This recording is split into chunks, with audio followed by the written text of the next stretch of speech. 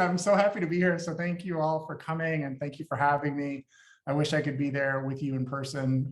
So, maybe someday. And it's hard to have this in a kind of really interactive way via Zoom, as we all now know, after 18 or 19 or 20 months of this, however long it's been. But hope that, I won't bore you, and that maybe there'll be some time for questions and conversation at the very end of this. So I am going to talk today about Latinx history in the United States. Let's see if this works again. Does that work again, Martin? Okay, good, awesome. Okay, so my talk today is called Framing the Latino-X Experience in the United States. Latino or Latinx history is big and long, with a lot of scholarship, as you probably know, stretching back for more than a century. So how should we think about approaching it? Well, the first step in my mind is to recognize that Latinx history is not a new field, and that it's full of internal debates and arguments, like every academic field with which everybody on this call is familiar. It's also connected to other academic fields and to developments and arguments in the wider world, which also drives some of the dynamism of what Latinx history looks like today. Students, activists, new discoveries, new crises, fresh methodologies, et cetera. All of this has shaped the field over time. It matters, Latinx history, in every part of the United States, although, of course, some scholarship in some parts of the country has been more developed than elsewhere. And I just put up here, like, a quick search of Latino history at my home university yields over 2,400 results just in the book category, and 172,000 articles. So just again, to underscore that the numbers of publications in this field are impressive. The numbers of people that we think of as Latinx in the United States today is, of course, equally impressive. 60 million Latinos in the year 2020, up from around 51 million in 2010. Many big and small so-called minority communities around the country, and a Latinx population that's increasing in virtually every corner of the United States. Now, if you want to know more about Latinos in the state of Washington and the histories there, one place that I might recommend people start is in this, really nice state-by-state encyclopedia edited by Mark Overmeyer Velasquez. This is just volume 1 that takes you through Missouri. But volume 2 has a really nice chapter on Washington State, which provides, in 15 or 18 pages, I think, a really helpful overview of the history of Latinos, of Hispanics in the state of Washington from the colonial period to the present. Now, what I want to do today is to take about 45 minutes of your time and discuss maybe 3 things. First, I'd like to give what I think of as 5 organizing principles or concepts related to how we might think about Latinx histories.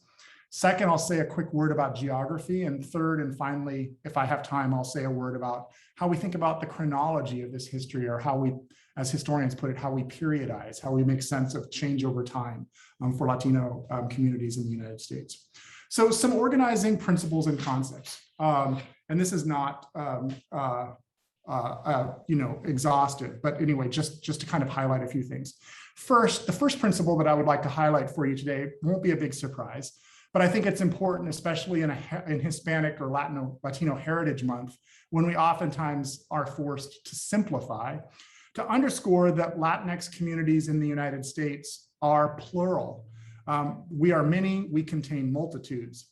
So as we think about the past during Hispanic Heritage Month, or any other month of the year, as we read about it, as we research in it, as we potentially teach others about these communities, I always urge people to stay attentive to, and actually to work hard to foreground, plurality or diversity within these communities.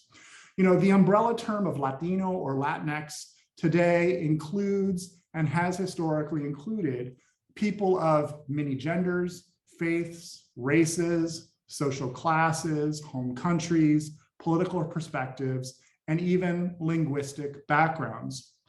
We use that term Latino or Latinx or Hispanic to refer, of course, to people from Latin American and Caribbean countries who speak not only Spanish, but also Portuguese, indigenous languages, French in some cases, and Creole languages in places as distinct as Chile, Haiti, Puerto Rico, Brazil, Ecuador, and Mexico.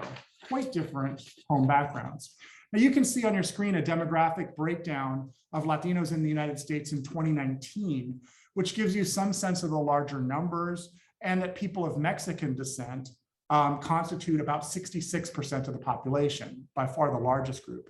Still, there is no Latino essence, but there are, I think, connected Latino histories in the United States.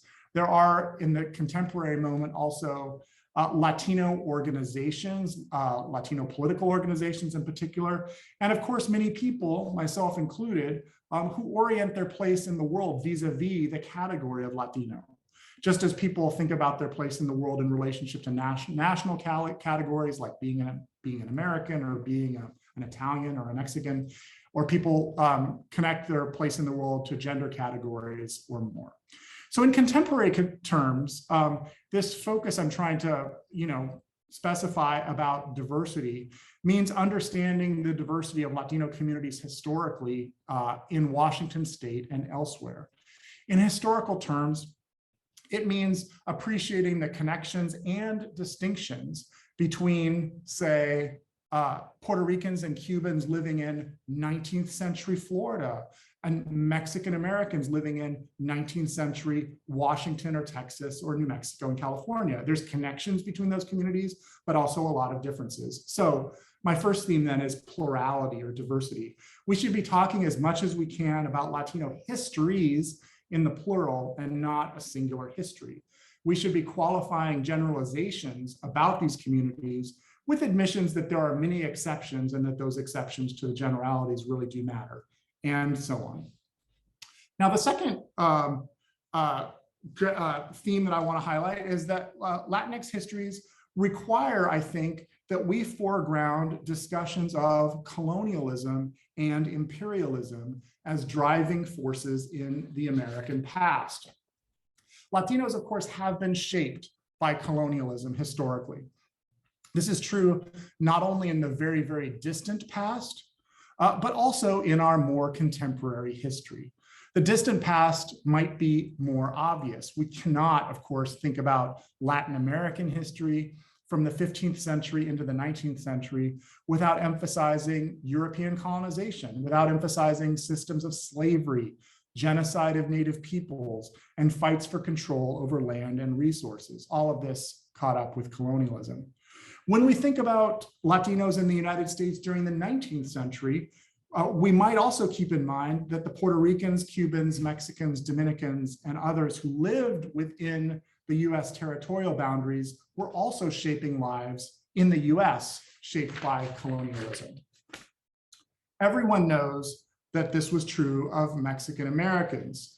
There were essentially no Mexican Americans in the United States at all until February of 1848, when the Treaty of Guadalupe Hidalgo ended the US War of Expansion and incorporated, in the terms of the agreement, tens of thousands of former Mexican citizens into the United States in what was a colonial takeover of the US Southwest. You might know less about the fact that mid-19th century Caribbean immigrants in the US, say in the 1850s and 1860s, were also here in the United States because of colonial forces. Or maybe it's better to call these anti-colonial forces. Those Caribbean immigrants who lived in places like New York and Ybor City, Florida, from the 1850s forward, were responding in their migration to Spanish colonialism in their home countries. Here in the United States, they rallied to oppose slavery in the Caribbean, to develop independence movements that imagined free countries, free of Spanish control, and to educate themselves here as students in the US. The most important of these people was, of course, José Martí, the famed writer and architect of Cuban liberation, whose photo is in the center bottom quadrant of this picture. The force of colonialism on Latinx history, of course, also shaped the US acquisition of Puerto Rico in the late 19th and early 20th century, and then so much of the history of that island of Puerto Rico and its diaspora over the last 120 years. Its economic, political, social, environmental history, its military history, and more. No one can speak more credibly about Puerto Rico. No one can speak credibly about Puerto Rican history without entering a debate about colonialism, its contours and meanings, its legacies, and its ongoing character today. But in different ways, I think the same can be said for other Latinx histories during the 20th century that might have garnered less attention as colonial histories. These also show the importance of colonialism or neo-colonialism broadly defined. Puerto Ricans were not the only colonial migrants during the 20th century. We should, I think, also be thinking about Mexicans, Dominicans, Guatemalans, Salvadorans, and others who live in Washington state and elsewhere as people whose movement was prompted by colonialism. Doing so, I think, requires that we understand colonialism not just as a system of government control, or one that's always enforced by military force, but instead as a framework that sometimes functioned through the economy and through culture. Historians who focus on these aspects of Latinx history have emphasized, for example, the ways that US economic influence in places like Mexico or the Dominican Republic in the early 20th century, in the form of railroads or sugar plantations, for example, created the conditions for immigration to the US over the last 120 years.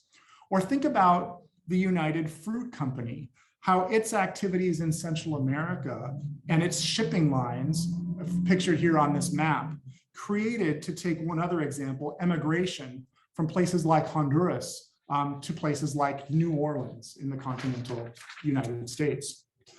Author Juan Gonzalez, a journalist in New York City, has called Latinos in the United States a community that is, quote, the harvest of empire.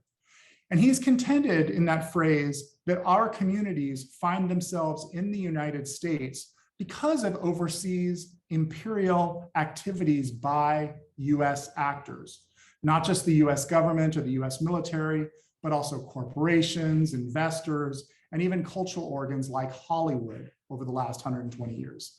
Another common way of putting Juan Gonzalez's argument, and the argument I'm making as well, is that, quote, we are here because you were there. The US presence elsewhere in Latin America and the Caribbean prompted the creation of Latinos as a prominent demographic group here in the United States.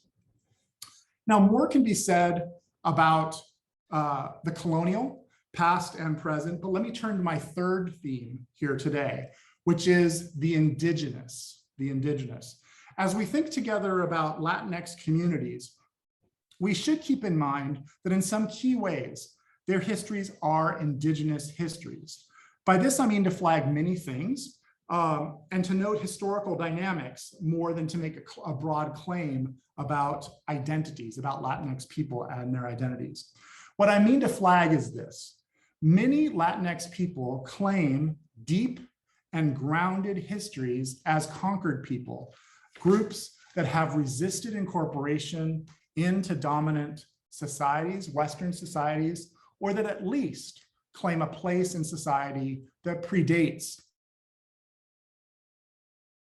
modern nation states. Obvious and significant example, a really large percentage of recent migrants from Latin America to places like Washington state are indigenous language speakers.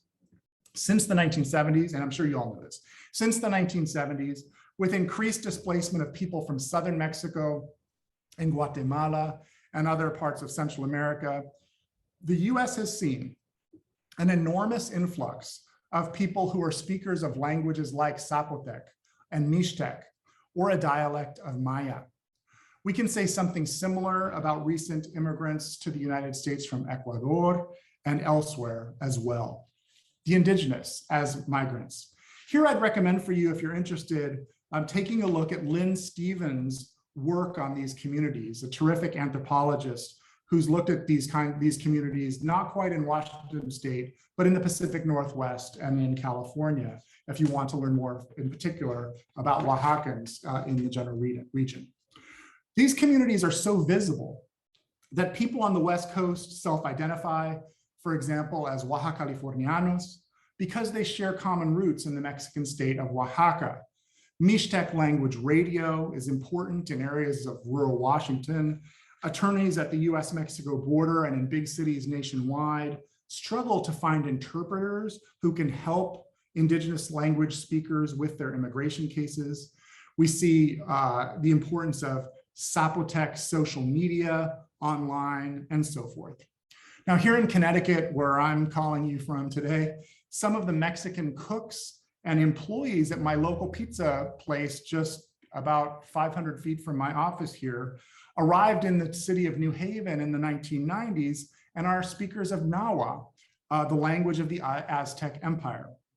And I have undergraduate students here in New Haven who grew up in places like Minnesota and Chicago and elsewhere, speaking Purépecha and other native languages of Mexico because they came from immigrant households in which those languages are spoken every day. These are key segments of Latinx communities that, of course, remind us about colonialism and the plurality that I already mentioned in my first two themes, but that ought, above all, also to turn our attention to Indigenous survival and change over time, as both migrants and as longtime residents of what's today the United States. Some of the history of Latinx indigeneity has already been written, but much of it still requires research by our students. We know, for example, that this history stretches back many centuries. To take just one example, some of the earliest conquistadores who were sent by the Spanish crown to what is today New Mexico were in fact indigenous soldiers who established those communities in New Mexico north of Albuquerque. To take another, and their descendants are still very much there. My family comes from those communities. To take another example, we know that in the territory and then state of New Mexico, there was widespread domestic slavery of indigenous residents in the post-Civil War period as well. A practice of slavery in New Mexico in which Mexican Americans in the state kept so-called servants, indigenous servants, in their homes as bonded laborers after the US Civil War. These bonded laborers, these slaves, were often children. And this is an important part of the indigenous history of Latinx communities, this history of disenfranchisement, of violence, of slavery, as was the participation of Mexican Americans in Texas and California and elsewhere in extermination campaigns targeting Native Americans. So it's not just about Latinx communities being indigenous, although oftentimes they are and have been. It's also about other confrontational, often violent relationships with indigenous communities that are central to Latinx history. Over the last 60 or 70 years, Latinx communities have contended then with both indigeneity and Blackness as core to their communities. Issues around skin color, around relationships to Native people have been an important tension.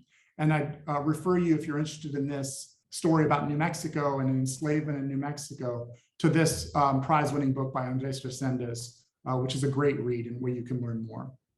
So I wanted today to just emphasize the importance of reckoning with indigeneity as a dynamic presence within Latinx history. Sometimes this means focusing on a key demographic group that we label a Latinx, people who are indigenous language speakers, for example. Sometimes it's about people who make a claim to place. We have been here as indigenous residents in a place like New Mexico for generations, and sometimes it has other features.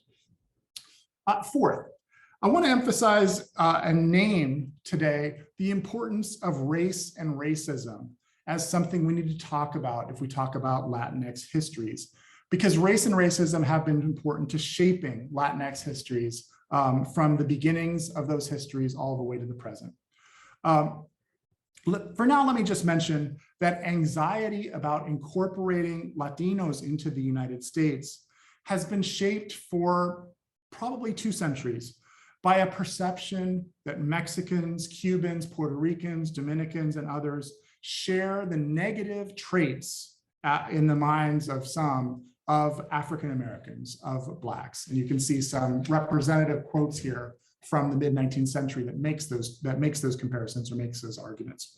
So race and racism, I'm gonna let this go now, but race and racism, I think, is my fourth theme, because I think understanding the force of race and racism in shaping these histories is very important to thinking about the past all the way into the present. Fifth, and finally, as far as themes go, it's worth highlighting, I think, what's already obvious in so much of what I've said and what, of course, you already know, that migration has been a key element of Latinx histories over time. Colonialism should remind us all to pay attention to the ways that powerful people and institutions and governments have moved political and economic boundaries through efforts of conquest and control over time. Indigeneity should draw our attention to, among other things, the experiences and the perspectives and claims of those who say they were already there and who were already there. Those who then faced incorporation, almost often violent incorporation or extinction from the 16th century into the present. But most Latinx people in the United States today, if you think back to that screen with the demographic numbers I showed you early on, most Latinx people in the United States today owe their place here in this country to migration. They are the great-grandchildren, the grandchildren, the children of migrants, or they are migrants themselves. And their migrations, unlike those of people from Europe or Asia or Africa, the migrations of Latinx people have been continuous and unstopping for more than 100 years. Mexicans have been moving to and from the United States since the 1840s.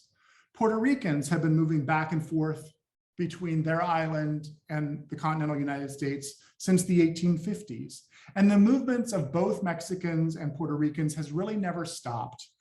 While regulations on immigration, say beginning in the 1870s and through the 1910s and 20s and the 1960s and the 1990s, did seriously curtail immigration from other parts of the world, the migration of Latin Americans and Caribbeans has continued and not stopped over that period. And that's unique. Because Latinx communities have been migrant communities over time, we must think about how these residents have understood the meaning of the word home, how they've responded to developments both within the mainland United States, where they were living here, and also how they were shaped by laws related to migration enforcement over many decades.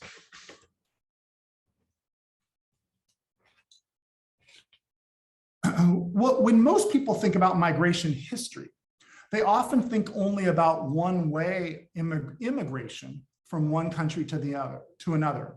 But that one-way immigration has only been part of Latinx history over time.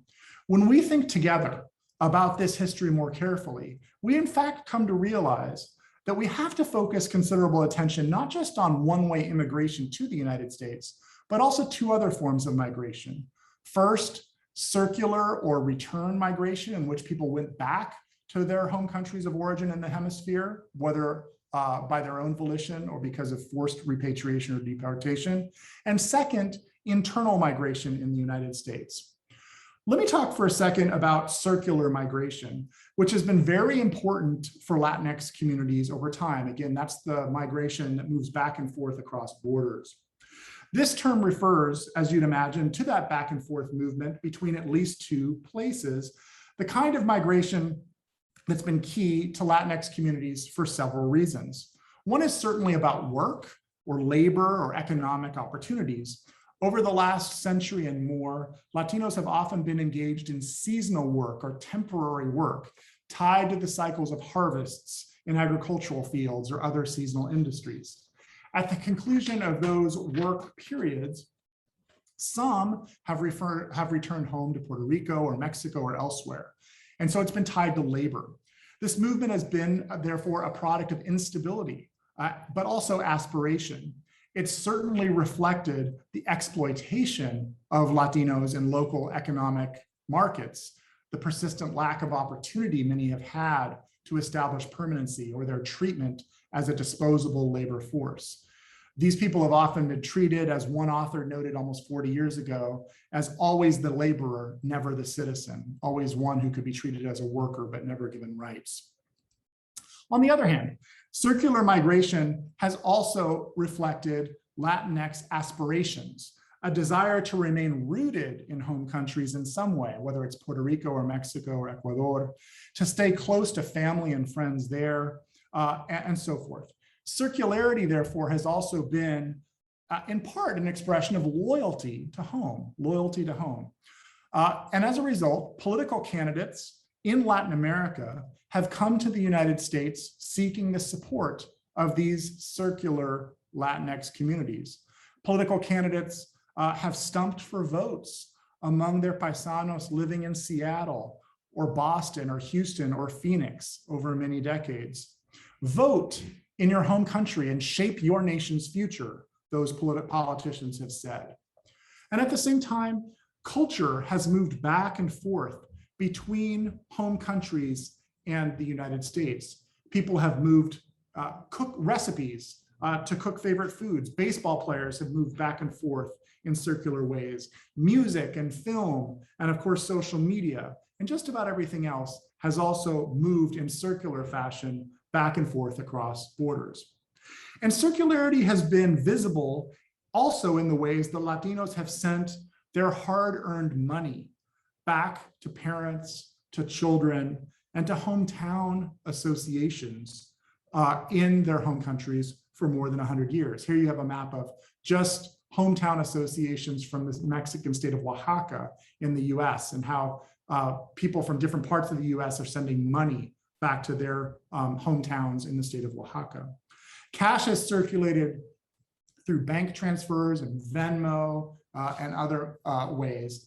And as Latinx labor has helped to build US industries throughout the United States, we need to remember that the wages from that labor has also then often built homes and churches and other institutions in people's hometowns and home countries, again, in places like Oaxaca. These sorts of circularity have been enabled by technologies of travel and technologies of communication like social media that have made the movement of people, culture, and cash cheaper and easier over time. At the same time, these people have been restrained by migration restrictions, and we shouldn't underplay that. Increasing border militarization that's made the actual movement of people back to their home countries more and more difficult over the last 50 years. Now, I'd argue then that we should talk about migration and not just immigration, that one-way process, because this circularity has been so important. And I want to say too, as I've already referenced, that we should also speak about migration because so much migration involving Latinos has been internal to the nation, not just immigration, but migration within the United States. Now, we know that's certainly true of Washington State, where today so many Latino residents spent time before moving to Washington in places like Texas and California, where they worked before moving into the Pacific Northwest. And this internal movement is really key across the landscape of Latinx communities over time. California Latinos have moved in larger and larger numbers to Nevada in recent years. Texans have, over the last 100 years, moved to do work in the sugar beet fields of Minnesota and Michigan, Mississippi and Arkansas, and even into Pennsylvania, where they worked in steel factories, and so forth. Internal migration, really important. Now, this focus on internal migration brings me to one of my last major points, the point about geography, which is that Latinx histories, in my mind, should challenge how we in the United States think geographically or think spatially about American history. And I think Hispanic Heritage Month is a time to do that as well. Now, most of us, or at least if you're like me, I think most of us learned US history from the 17th century forward in a really boring way, by staring at like maps in our grammar school or middle school or high school textbooks of like, say, the 13 British colonies and other maps of like, say, the movement of explorers or trappers or homesteaders across the Appalachians. And if we were fortunate, we might have heard something about the transatlantic slave trade, maybe even indigenous homelands, the Trail of Tears, and so forth. But for reasons that I think I've already kind of alluded to, this east to west story that's captured in these maps and in the way we tend to think about regions in the United States is very incomplete for understanding Latinx communities, and by extension, the United States. We should not throw it out completely. For one thing, in the early 20th century, one of the largest Puerto Rican communities in the United States was established in the sugarcane fields of Hawaii, very, very far to the west. So that's certainly an east to west move. But rather than wholly embracing an east to west historical narrative of the US past, Latinx history requires us also to think about movements that ran along other geographical axes, right? From the south to the north, or even from the west to the east. Whether we're thinking about Latinos in Washington, California, Alaska, Ohio, Georgia, Connecticut, or any place else, we have to consider the ways that people have moved on foot, by truck or by train, on ships and planes, from places that were often to the south or to the west and not to the east. As we think about the geography of their movements, we should be ready to change our own thinking about different regions of the United States as distinct subsets of the nation. We're all familiar with this way of thinking. There's something called the Northeast, which is distinct from the South, which is distinct from the West, right? Latinx history is one of many enterprises that invites us to move beyond these kind of staid and really static understandings of what defines the South or the Midwest or the West as regions. We know, for example, how important places like New York and Boston, so supposedly the Northeast, have been for political developments in Cuba and the Dominican Republic far to the south. We can see the importance of Salvadoran communities for defining urban areas like Washington, DC, or Houston, Texas, experiences that transcend region. We can recognize that Latinos have become the largest non-white population, not just in the West, but in places like Nebraska in the Midwest, or Connecticut, my home state now.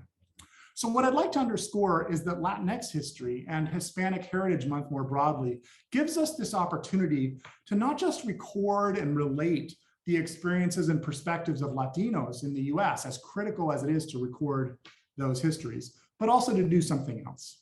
I've said a few words about plurality, about colonialism, about indigeneity, racism, and migration, because these 5 themes, in my mind, offer ways of approaching Latinx histories that can reveal a lot about the tensions and dynamics that we ought to be paying attention to locally, nationally, and internationally. Let me jump back into those terms just for a quick moment to say clearly that all of them represent what I think of as real factual areas of Latinx history. In other words, these are really true things, but they're also areas of tension and debate, which is for me really interesting. So for example, it's critical, I think, that we recognize the plurality of Latinx populations, absolutely. Doing so keeps us true to the historical record and to the contemporary facts. And it's important for our 21st century students who know all too well that they should be suspicious of anything that seems, overly unifying and simplifying. For much of the 20th century, Latinos were referred to as a group of Spanish-speaking Americans, in quotes. But as I already suggested in passing, language doesn't define groupness. Indigenous languages are important. And I might have said also that large numbers of Latino people don't speak Spanish at all. And that those who do speak Spanish often speak Spanish with different accents, using different words, different common words for objects. And that hybrid languages, what in a general sense might be called Spanglish, dominate in many communities. And yet this diversity, despite this diversity, there are shared understandings of Latinidades, of Latino-ness. There are organizations, there are styles, there are ways of approved politics and so forth. All of this is historical too. It's part of that plurality. And in calling out plurality as a key feature, I just want to note that political organizations and social movements and more have in different ways tried to identify and harness ways of thinking about being Latino as definable with particular purposes in mind. This was true, of course, for something like the Chicano movement of the 1960s and the 70s, or the Nuyorican arts movement of the 1960s and 70s. But it's also true, this idea of mobilizing an idea of Latino-ness that's important to contemporary Republican efforts or Democratic efforts to organize Latino voters. The point here is that while we should not be identifying some Latino essence as critical to understanding who Latinos are, that's not factually true, and that can only do damage. We should not make a kind of checklist of what it means to be Latinx. We should be collecting examples of and sharing and interpreting examples of ways that other people are doing that, right? The way that people do make those efforts as something that's really important politically. Let me say something similar about colonialism and indigeneity and migration. These terms point to certain facts and frameworks that I think are valuable, but we should also think of them as invitations to understand social dynamics related to those terms. Let me give you a couple of quick examples of what I mean. First, while it's critical that we understand that Latinx communities have been shaped by colonialism, again, we're here because you were there, we also have to represent Latinos on all sides of colonial and imperial dynamics. At the risk of being too reductive, Latinos have been victims, but they've also been perpetrators of colonization. That's part of the history we need to talk about. Communities that experienced imperial violence at the hands of the United States, like New Mexico or the Dominican Republic, have also had their own colonial histories, their own pasts and present violence to account for. And the same is true of indigeneities. We should be asking how communities claim their pasts, how they represent those pasts, and what relationships those claims have to their contemporary interests. We will find, I think, that indigeneity has played different roles over different times and in different places. Many Latinos have worked very hard to claim indigeneity, while others have worked very hard to distance themselves from any suggestion that they might be indios. Let me turn now to one final item, which is how to talk a little bit about a way to frame Latino histories in the United States that may be of some help in Washington State or maybe not.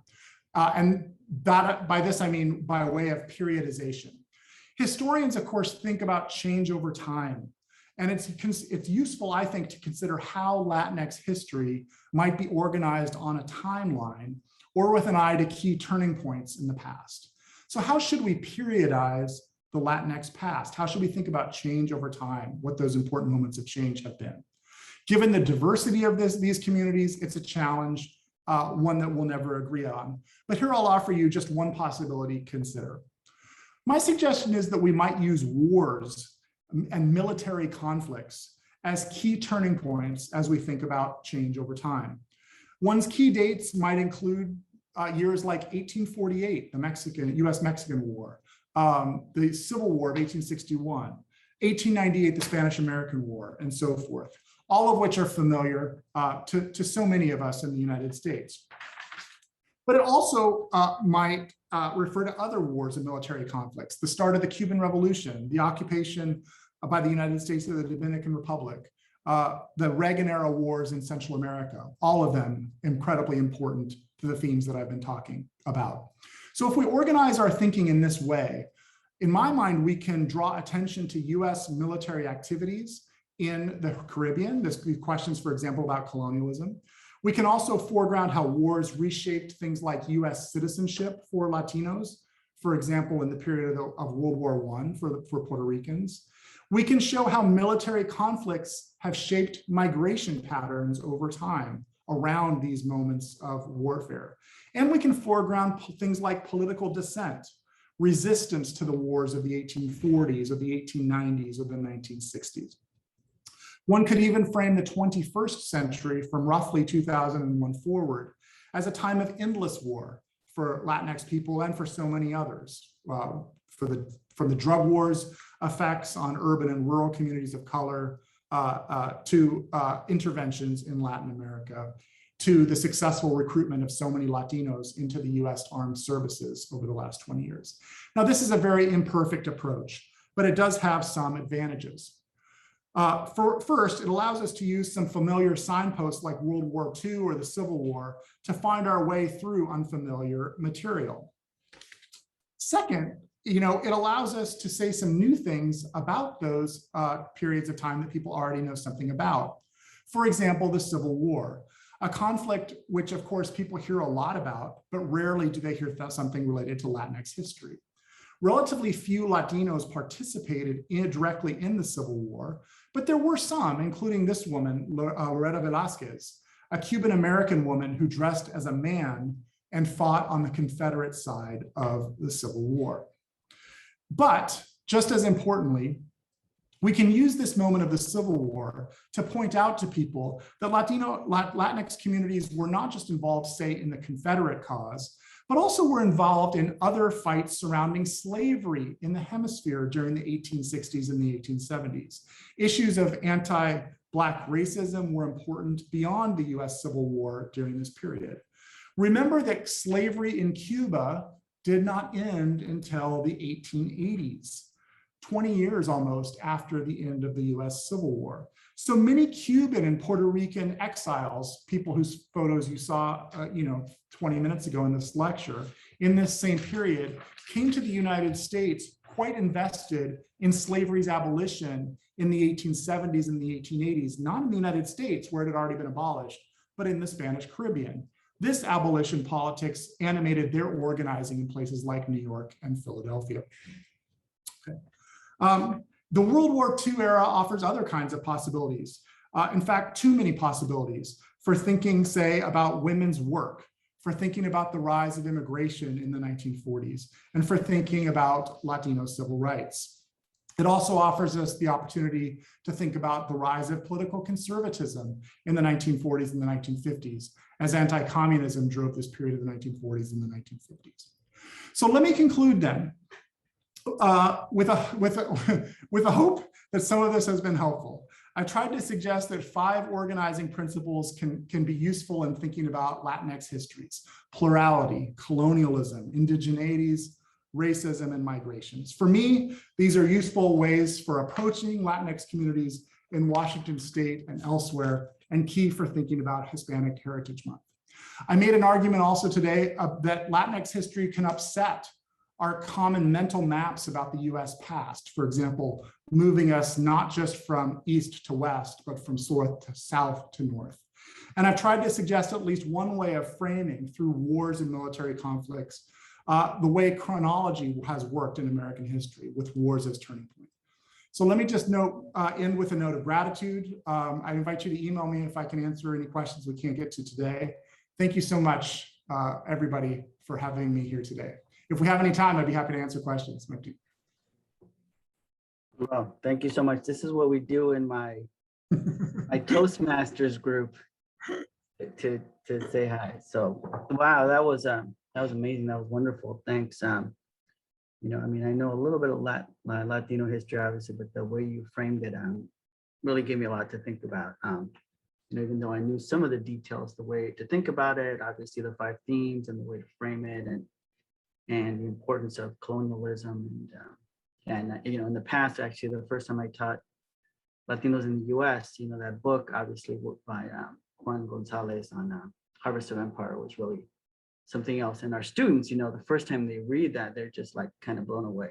So thank you so much. So we do have one question, and I know more will come. So this is by Professor Greg Pierce. He's an arts professor, and this is a question. Where's the question? How do Latinx histories grapple with the simplification by politicians to create powerful yet hollow and misinformed slogans? And how does this impact people's distorted perceptions of history? Ooh, good question. I think people who know these histories are frustrated by their, representation by by politicians of all stripes, right? I mean, there's a lot of simplification that goes on in the representation of history across the board. And, of course, what's frustrating here is that the misrepresentation of these histories, has real kind of material life and death consequences for people, right? It certainly leads to the kind of, just to take one example, the kind of pretty common, some often unstated, but certainly in the message, representation of Latino communities as newly arrived, as mostly, so-called illegal, the kind of, in other words, intentional ignorance of representing people as having multi-generational histories in different parts of the United States, multiple kind of relationships to legal status, the kind of really complicated history of immigration law in general and so forth. All the way in which all of this stuff has been, pretty consciously ignored, is a source of great frustration for people, precisely because it has, so many really important consequences.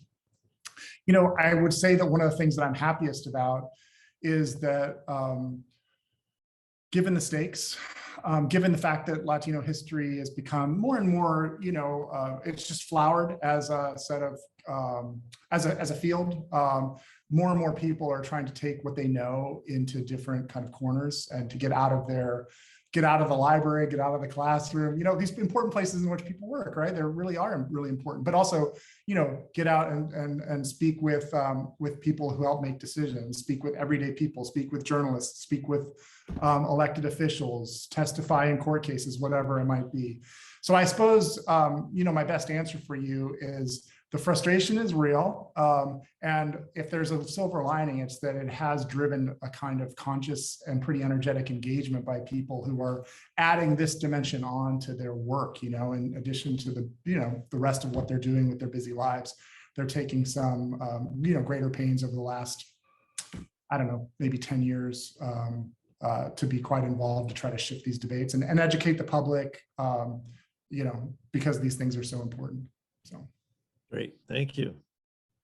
Thanks, Steve. All right, so now I have another question from President Andrew Sund, who was Chicago before this. So let's see. So you have some thought. Do you have thoughts on Latinx community and political participation, particularly why political participation among Latino communities are mixed? States like California seem to be very active. Others like the Pacific Northwest, not as much. And also some communities obviously are more conservative, like in Florida, while others are more progressive, places like California and Illinois and Texas. Are there historical forces that play into political participation in Latinx communities? Yeah, I think that there are. I mean, it's a really complicated question, right? And there's so much that's difficult for us to know historically about people's political participation. It's hard enough for contemporary social scientists to do, credible surveying. I mean, as we saw with the 2020 election, a lot of the forecasting for the way people would vote actually proved not to be true. And the same was true in 2016, obviously. So challenging to answer, I think, for anybody, and for historians have their own sets of challenges. I think what I'd say at a high level is, a couple things. Number one, I think that there has been still relatively minimal, serious institutional outreach to Latino communities in many, many parts of the United States. There's exceptions to that.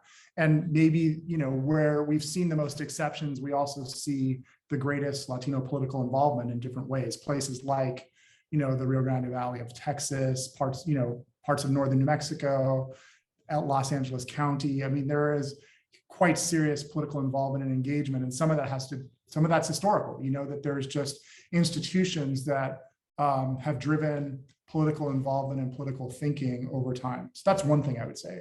A second dynamic is that people have defined their politics as beyond U.S. electoral politics. And sometimes I find this frustrating, in very direct terms, but we also have to labor to understand it. When I was talking about people's circular migration or their transnational orientation. It reminds us that people have political investments in many places. I mean, for some people, their political investments are not, in the local town or city that they're living. They're in the local town or city where they expect to live and return to in 5 or 10 years, or where the rest of their family is, right? And so this has certainly shaped political involvement. It's shaped naturalization rates, and it's also it's shaped how people spend their money, and it's shaped where people put their energy. So those are historical, because those home communities have continued to, and national governments have continued to try to cultivate an allegiance to those home places for political and financial reasons. So those are a couple things that come to mind. I do think there's a sort of story of like, institutional neglect might be a little strong in some cases, but in other cases it's not strong, of institutional neglect of these communities. And there's a story here of kind of political engagement that has gone beyond, I think, electoral politics. I do think that, it's how Latinos engage with the electoral system in the United States is going to determine a lot about, local, regional, and national elections in the years to come. So the battle to try to engage these folks as donors and voters in the years to come by both of the major political parties is really, obviously, everybody knows this, the kind of, really key to the future. And again, it will underscore, I guess, my point about diversity. And I know this was embedded in the question, that the kind of politics of Latinos in Florida is very diverse. We focus on a segment of the Cuban American population when we think about that region, which is really important. But there's also a lot of mixed thinking in South Florida around party politics, for example. The same can be said about Texas. It's a little bit less true about California or Illinois, but diversity is really important, and not taking these communities for granted is going to be, I think, the first principle as Republicans, Democrats, and others try to organize in the years to come. Yeah, thank you. Great, thanks. Now, Dr. Janice, Maxine Janice has a question. Yeah, I just, we talk about language, and of course, I always go back to our University 101 students, and they have some experiences. We have several sections that we cover. But we oftentimes, when we're talking about the immigration experience, language and the Spanish language, it's the colonized language per se, but students who come from communities, as we see the border, which the border wasn't there pre-contact. As an Indigenous person, they weren't there. But as we have have conversations around language and Spanish, oftentimes students don't know kind of their history, and so the assumption is Spanish is their Indigenous language, or not their Indigenous language. Spanish is the dominant language, and so we oftentimes feel like, at least I do, raise the consciousness of students in the context of identity. Who are you and where do you come from? The conversation around indigeneity. What does that mean? And I always say, the indigenous people were all of this Western Hemisphere rather than, the borders south and north of us. But I find your comments, as we talk about migration patterns, it seems as though in society, we look at immigration sometimes as the, immigration from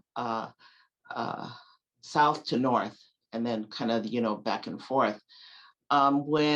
When we talk about immigration, it really is from the East Coast to the West, and so I'd like to just hear your thoughts on, identity, language, and, how racism plays in that conversation.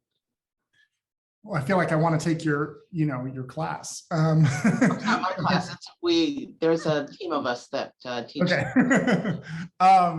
Yeah, I'm not totally sure where to start. I mean, all of that's so important. I mean, I think, so I'm not totally sure what to say that would be most helpful, but, I guess one of the things, let me just focus on language. So, when I think about language, I think there's a lot of things I could say, but I think it's important for people to understand, for example, that Spanish is both a colonial and an indigenous language. It's indigenous because indigenous people speak it, and it's indigenous because when the US arrived in Puerto Rico, Cuba, in the US Southwest, people of longstanding claim were Spanish speakers, right? And so it's not the same thing as saying, I'm not likening these people to federally recognized tribes in all cases, but I am saying that there's an indigeneity to Spanish by the mid-19th century in North America, at a moment in which English is the colonial language. At the same time, Spanish also has functioned as a colonial language for obvious reasons. So I always urge students to remember that. There's been some really good writing on that, not by me, but I direct people to that writing. I also want people to think about language as dynamic, and in thinking about it as dynamic, they're attending to, things that are just very true about life in general, but certainly true about Latinx communities in particular. That the Spanish that people speak in different places is not quite the same Spanish. I mean, maybe it's mutually intelligible. Sometimes, maybe it's not, but often it's mutually intelligible. But also language is always growing and developing and changing. And we think about, vernacular language use. We think about slang. We think about, youth cultures and how language develops. And, I'll talk to my students and about how their own use of English or Spanish or some other language is different from how their grandparents speak, right? And, their first reaction might be, oh yeah, we speak the same language. But once you dig into it a little bit, you realize my English and my abuela's English are kind of different, and we can draw a circle around those and say they're the same, or we can attend to how different they are. And when we think about how different they are, we're kind of being awake to the kind of dynamics of culture, and in turn, then thinking a little bit more about, again, that kind of what I kind of called plurality or diversity, that there's just so much, there's so much internal change happening now and in the past with these communities. So I don't know if that's helpful, but I think language is a way into talking about a lot of these things. And so thinking about cultural change, colonial Spanish and indigenous Spanish is just one example of how some of that might be done. All right, so I have a quick question, and then after that, Soul Needy will ask a question. I have a question from Joseph Lattice. He's our head of security. And let's see, where's the question? Do you have any views on the historical myth of Aztlán and its location in the U.S.? And then after that, I'll have Soul ask his question.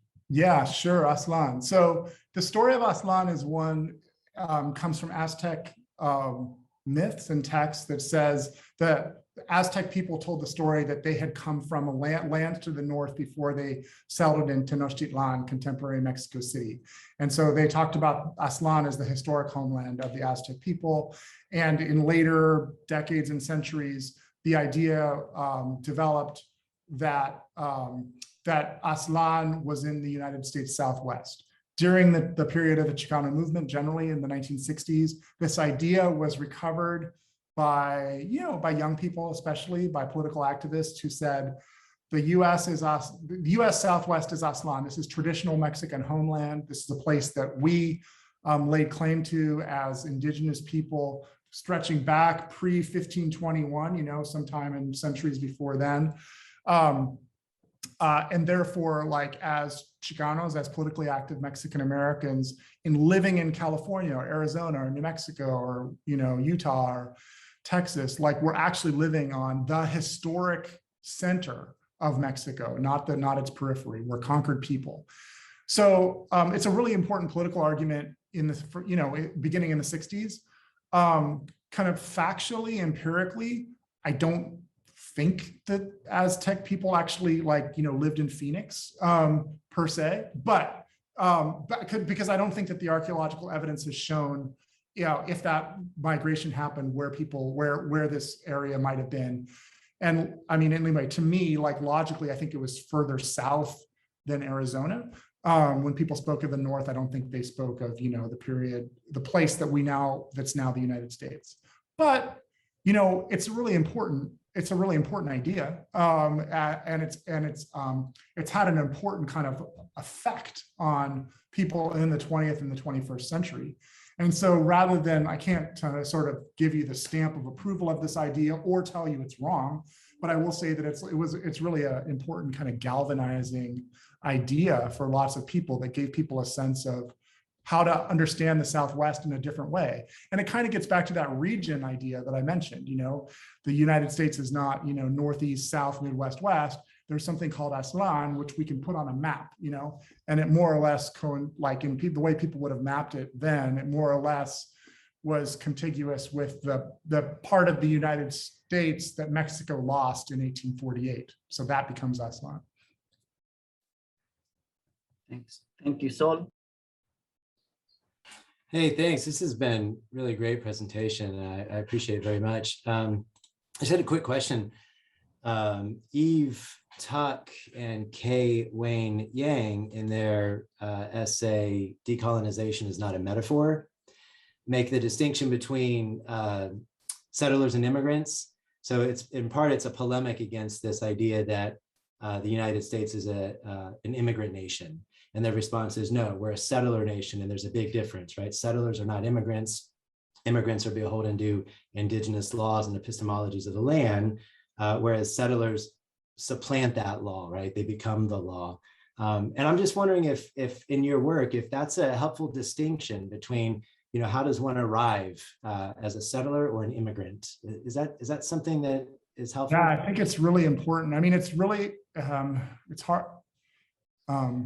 There's a lot that I am not sure about. I'll say that first. And then I'll say if there's a lot that I don't even know how to kind of articulate verbally in a kind of quick way. So I'm going to stumble my way through this. I mean, it is a very helpful distinction, I think. There is it becomes complicated when you're talking about long periods of time, right? And kind of multiple layers of settlement. So for example,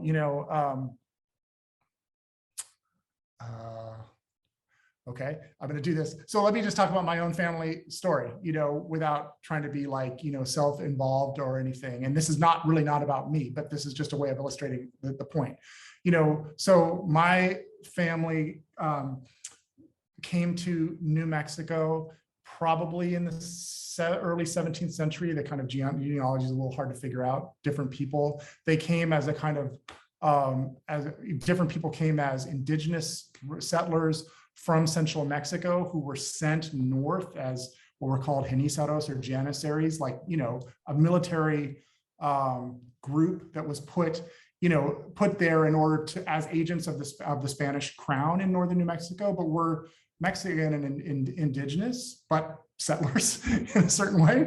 Then there were other people in my family who I think maybe not totally factually, but claimed Spanishness, and who came, in roughly the same century. And over time, they intermarried with one another. And they also, formed families with local native people in New Mexico. Now, without trying to, in my case, or cases like this, discount the sort of settler colonial dimensions of that, for a family that claims to have been on the land and have mixed connections historically from, say, the 1680s forward, by the early 20th century, doesn't want to think about itself as an immigrant family, right? At the same time, it's distinct from a family of federally recognized tribes. It's not Pueblo either. So these things get kind of troubled over time, and there's a lot of messiness, when you actually start looking at these. So I think that the settler versus immigrant distinction and the kind of primacy of thinking about settler is key. I really do, and I think it helps us to understand. It's much more honest to the facts of thinking about power over time. And yet, when we actually get into some of these stories, the distinctions aren't quite as clear to the historian as they might be to others. I don't know. I'm not sure if that's helpful, so, but. Good, I appreciate it. Thanks.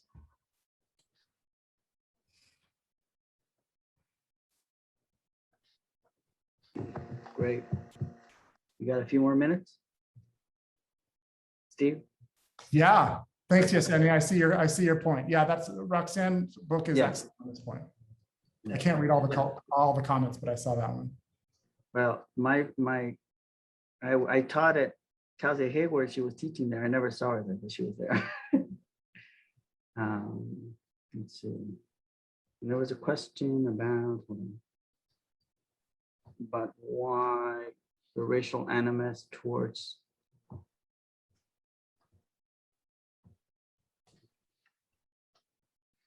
and so this is a comment and question whether the antagonism and racism in the Western states like Arizona, Texas, Nevada, and others towards Latinx people is a possessive or defensive of reaction against the indigenous historical fact that those lands were ceded by Mexico under the Treaty of Guadalupe Hidalgo. As an example, the movement in Arizona to Latinx studies. So I guess to what extent, if or to what extent is that, do you think that might play a role in the racial animus? Yeah, I mean, I think that, well, certainly I think that the particular example of Arizona and the fight over ethnic studies was absolutely an example of racial animus. I think there's no doubt about that. Whether the connections between that racial animus and, indigenous resistance and the kind of, desire or willingness to talk about settler colonialism and the actual history of the region, or if it's more about a response, this is just a question of fractions really, or if it's more about a response to contemporary immigration and the rise of Latinx political power and the demographic presence. I'm not sure. I mean, I don't know how to even really begin to answer that question. I think it's both. I think that that racial animus is certainly part of a long history of racism towards people in Arizona and other parts of the region who have resisted colonization for sure and insisted on their own ways of knowing and insisted upon seeing themselves in the curriculum and other patterns of pedagogy and so forth. At the same time, I think it's certainly also a product of very contemporary debates about the rising numbers of Latinx people in schools, the kind of legacies of the movements of the 1960s and 1970s in particular, which sometimes were about indigenous knowledge and sometimes weren't. So I'd say it's a kind of a mixed story overall. All right. Well, thank you so much for that wonderful and thought-provoking presentation. And I think, the concepts, ideas, and really bringing so much together, and also I think providing us with a framework to think about this and to apply it in some way to the work that we do every day with students and the communities here in the Yakima Valley and Eastern Washington. So thanks so much, Steve. It's great to see you again. Thank you, everybody, for joining us today and for staying on. We really appreciate it. And we hope that, once things settle down and we get higher vaccination rates, we can invite Steve to visit us out in person at some point and maybe. Yeah. Well, let me just say thank you. I didn't know who I was going to be speaking to in the sense that I wasn't totally sure, what people's interests were and so forth. But, I appreciate the opportunity to talk. And if folks want to contact me, I'm happy to try to continue to engage or answer questions or hear your observations or arguments or whatever else. But thank you so much. I appreciate it. All right. Thanks again, Steve. We'll be in touch. Thanks, everybody. Thank you all. Appreciate it.